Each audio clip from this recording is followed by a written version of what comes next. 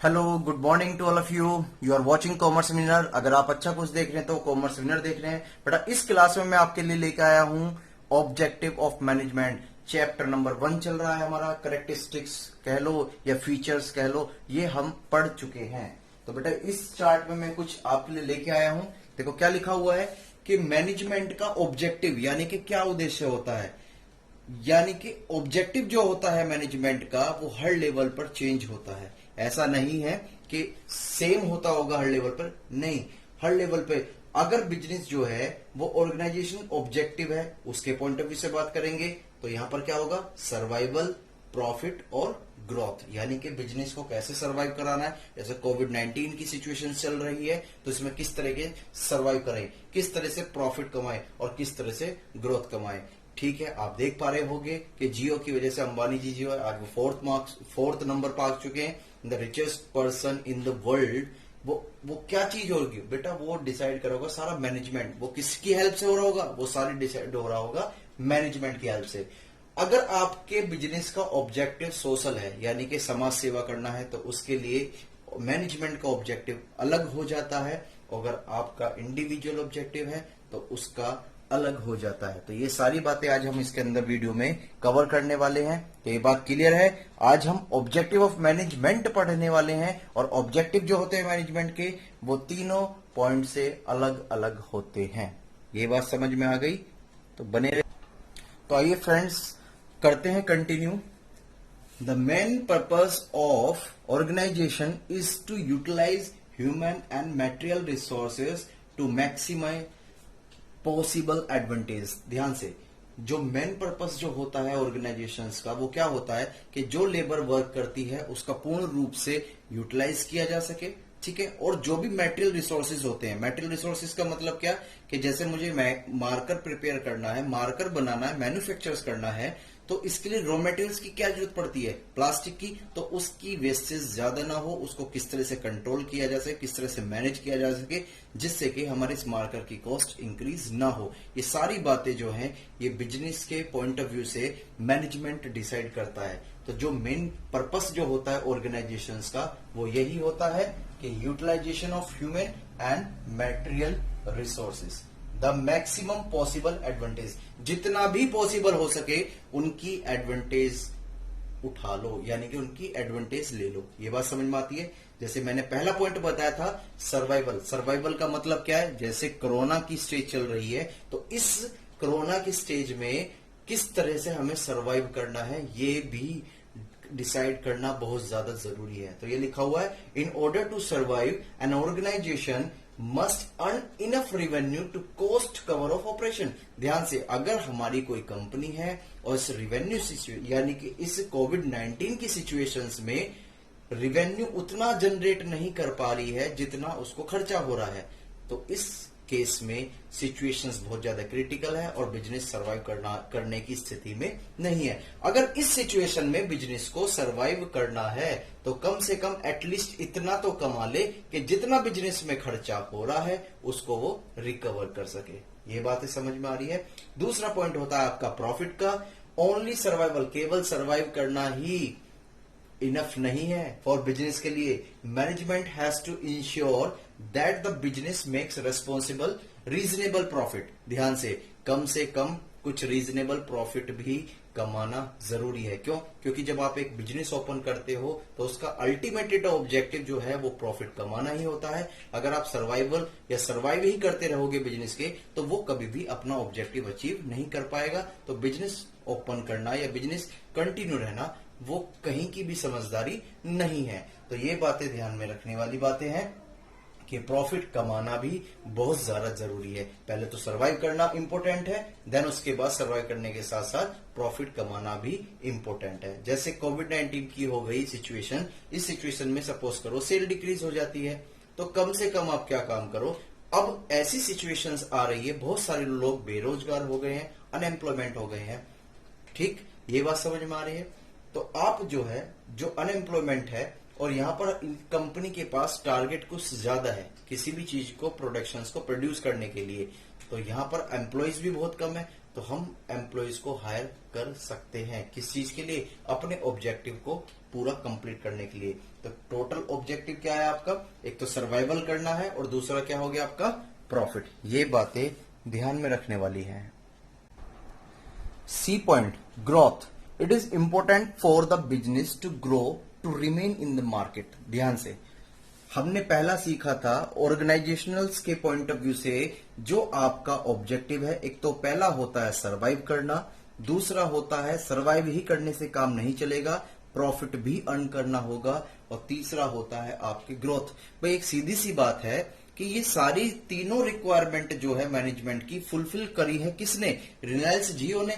क्योंकि वो देखो इस सिचुएशंस में भी क्या क्या कर रही है, आपको एक तो प्रॉफिट भी अर्न कर रही है, सरवाइव भी कर रही है, और साथ में वो ग्रोथ भी कर रही है। जब भी तो अंबानी जी 4th स्टेज पर पहुंच गए हैं। ये बात समझ में आती है। तो इसका मतलब क्या कि एक ऑब्जेक्टिव ऐसा भी है केवल ग्रोथ को इंक्रीज करना और मार्केट में जो है आपको बने रहना। ये बातें समझ में आती है। फिर दूसरा जो ऑब्जेक्टिव है ये होता है आपका सोशल ऑब्जेक्टिव।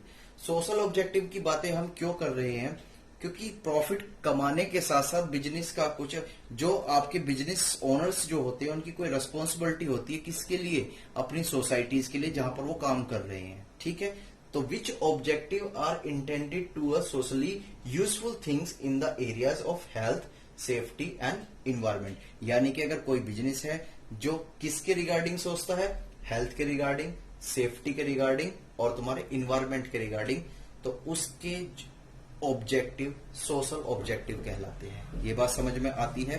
ठीक है, जैसे किसी सीमेंट कंपनी है, सीमेंट कंपनी में जो वर्कर्स वर्क करते हैं तो वहां पर केमिकल्स इतने हार्मफुल होते हैं जो लंग्स की डिसीज क्रिएट कर देते हैं।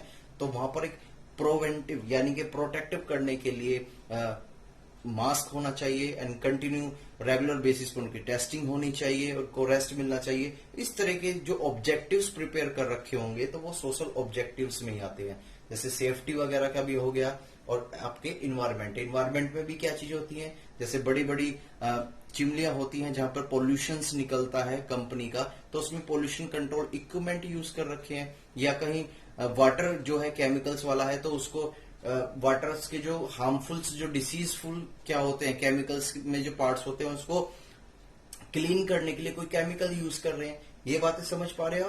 तो वो इस तरह के जितने भी ऑब्जेक्टिव होते हैं वो आपके सोशल ऑब्जेक्टिव कहलाते हैं। जैसे कि अभी मैंने आपको बताया था सोशल ऑब्जेक्टिव, तो यहां पर हम पहला पॉइंट क्या देख पा रहे हैं, supply of quality goods at reasonable price. यानी कि अगर हम सोसाइटी को कोई गुड्स दे रहे हैं तो उसकी क्वालिटी अच्छी होनी चाहिए विद इन रीजनेबल प्राइस, और जो गुड्स आप दे रहे हो वो कस्टमर की नीड्स को भी सेटिस्फाई करता हो बोथ साइड से। यानी कि जो उनको प्राइस पे करना है उसमें भी वो सेटिस्फाई हो, और जो आप क्वालिटी उनको प्रोवाइड कर रहे हो वो भी सेटिस्फाई हो। This is the social objective of the business organisations. Okay, conducting business in an ethical manner, यानी कि जो अनफेयर ट्रेड प्रैक्टिस किसी के साथ ना हो। अनफेयर ट्रेड प्रैक्टिस का मतलब क्या कि जैसे कोई डिफॉल्टेड डिफेक्टेड गुड्स होते हैं वो मार्केट में हम क्या कर रहे हैं, सोल्ड कर रहे हैं, या जैसे एमआरपी कोई 20 रुपीज की है तो हम 30 या 40 रुपीज उससे चार्ज कर रहे हैं। This is type of the unfair trade practice. तो इस तरीके से कोई भी बिजनेस काम नहीं करना चाहिए। तो ये सारी चीजें जो होती हैं ये आपकी सोशल ऑब्जेक्टिव्स में आती है। Generation of employment opportunity for weaker sections the society, यानी कि बहुत सारी सोसाइटीज ऐसी हैं जो पढ़ी लिखी नहीं होती हैं। तो जो पढ़ी लिखी नहीं है तो उनको तो कोई इतनी जल्दी कोई जॉब तो प्रोवाइड करेगा नहीं। तो होता क्या है, as a worker as a labour के बेस पर हम क्या करते हैं, अपनी बिजनेस में जो अपॉर्चुनिटीज क्रिएट करते हैं जिससे कि इस टाइप के वर्कर्स आए और उन्हें एक रोजगार यानी कि एम्प्लॉयमेंट मिले और वो अपने घर का खर्चा एक्सपेंडिचर्स को कर सके। ये भी एक आपका सोशल ऑब्जेक्टिव्स है। ठीक है, contribution to the education and training of the people in backward region, यानी कि जो बिल्कुल बैकवर्ड पिछड़े जो आपके बैकवर्ड एरिया वाले होते हैं, जो पिछड़ी जाति होती हैं, तो वहां पर जो है बिजनेसमैन को कंट्रीब्यूशंस करानी चाहिए, कुछ प्रोग्राम्स कंडक्ट करानी चाहिए जिससे कि लोग बाग जो है वहां की नई नई चीजें सीखें, जिससे कि उन्हें बाहर जाने पर एम्प्लॉयमेंट मिले। ये बात समझ, तो ये भी आपका एक क्या है, सोशल ऑब्जेक्टिव है। जैसे एग्जांपल कुछ कंपनियां ऐसी करती हैं, टाटा स्टील, टाटा तो आपको पता ही है, एथिकल्स मैनर्स में इनसे बड़ी कोई कंपनी है नहीं। ठीक, दूसरी TCS and Asian Paint etcetera, और भी बहुत सारी कंपनी है जो सोशल ऑब्जेक्टिव्स को फॉलो करती हैं और उसको कंप्लीट करती हैं। ये बातें समझ में आ रही हैं। और जो लास्ट आपका बचता है वो है आपका पर्सनल ऑब्जेक्टिव। क्या होता है आपका पर्सनल ऑब्जेक्टिव? तो देखते हैं इसको। गुड सैलरी एंड पर्क्स, यानी कि पर्क्स बेटा परक्यूजिस्ट होता है। क्या होता है? परक्यूजिस्ट, ये टैक्स में पढ़ते हैं, ठीक है। और benefit like housing and medical facilities etcetera. Personal objective का मतलब क्या है कि बिजनेस, भाई सीधी सी बात है, कोई एम्प्लॉयज हमारे बिजनेस में कोई वर्क कर रहा है तो वो एज ए फैमिली मेंबर हुआ। क्यों? क्योंकि हमें पता है बिना वर्कर के बिजनेस ग्रो ही नहीं कर सकता, ना वो सरवाइव कर सकता है, ना वो प्रॉफिट अर्न कर सकता है। तो ये रिस्पॉन्सिबिलिटीज होती है बिजनेस की, ठीक है, जिससे कि वो medical facilities and housing facilities and etcetera facilities, good salary, handsome salary जिसे बोल सकते हैं हम, वो प्रोवाइड करे। किसको? अपने एम्प्लॉयज को, ठीक है। अगर ऐसा कोई ऑर्गेनाइजेशन करती है तो वो अपने पर्सनल ऑब्जेक्टिव को कंप्लीट कर पाती है।